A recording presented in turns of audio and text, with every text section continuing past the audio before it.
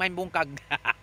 Ano itong trabaho mga kulirit bastag buntag no. Inigmata manghipo sa ato ang mga hinigdaan kay para dili ta ingnon nga murag anay nga bagong nanganak.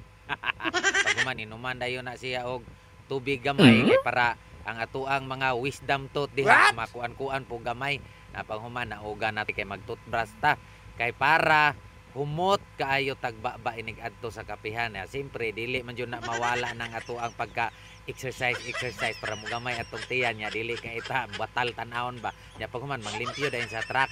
Unya prepare dayon ta sa ato ang kaunon nga mga kuan fresh vegetable and fruits. Fruits. Maninglis pang kulirit ako.